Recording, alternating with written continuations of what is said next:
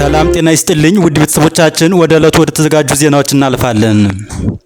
በአማራ ክልል ካለው የጸጥታ መደፍረስ ጋር በተገናኘ የፋኖ ታጣቂዎችን ትደግፋላችሁ በሚል በሽብር ወንጀል ተጠርጥረው በቂሊንጦ ማረሚያ ቤት የሚገኙ እስረኞች ከጠበቆቻቸው ጋር እንዳይገናኙ መከልከላቸውን ቤተሰቦቻቸው ተናግረዋል።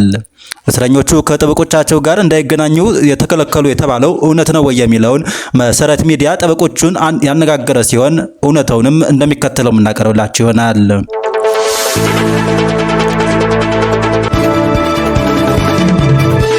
ከጠበቆቹ አንዱ የሆኑት አቶ ሰለሞን ገዛኸኝ ጠይቀናቸው የነበረ ሲሆን ምላሻቸውም አቶ ሰለሞን ጉዳዩ እውነት መሆኑን አረጋግጠው እስረኞቹን አግኝተን የሕግ አገልግሎት መስጠት አትችልም በሚል የተከለከልኩት እኔ ነኝ ሲሉ ገልጸዋል። ከእስረኞቹ ጋር እንዳይገናኙ የተከለከሉበት ምክንያት ምንድን ነው ተብለው ለመሰረት ሚዲያ ለተነሳላቸው ጥያቄ ሲመልሱ ደግሞ ካሳለፍነው ዓመት ሐምሌ ወር ጀምሮ እስከ ጥቅምት ወር 2018 ድረስ በሽብር ከተከሰሱ እስረኞች ለይተው ከጠበቆቻቸው ጋር እንዳይገናኙ በሚል በማረሚያ ቤት አስተዳደር ተከልክለናል ሲሉ አቶ ሰለሞን ገልጸዋል።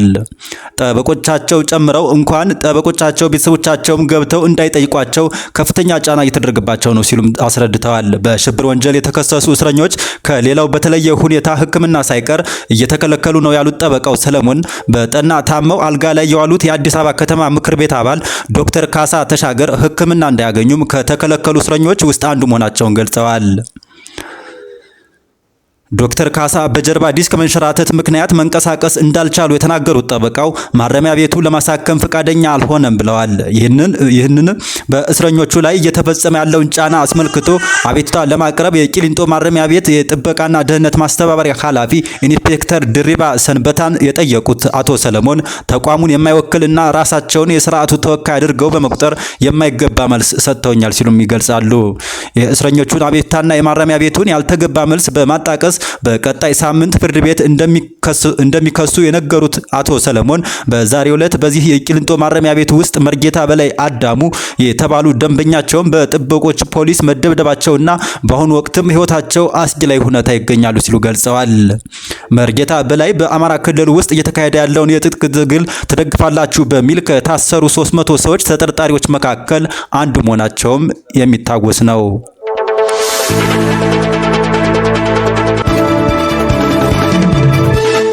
የአዲስ አበባ ከተማ አስተዳደር በአቃቂ ቃሊቲ ለሚ ኩራ ክፍለ ከተማና ንፋስ ስልክ ላፍቶ ጉለሌ ክፍለ ከተሞች መኖሪያ ቤታቸውን ለንግድ ስራ አውለዋል ያላቸውን ነዋሪዎች እስከ 45,000 ብር ድረስ የሚደርስ ቅጣት በ3 ቀናት ውስጥ እንዲከፍሉ ማስጠንቀቁ ይታወሳል።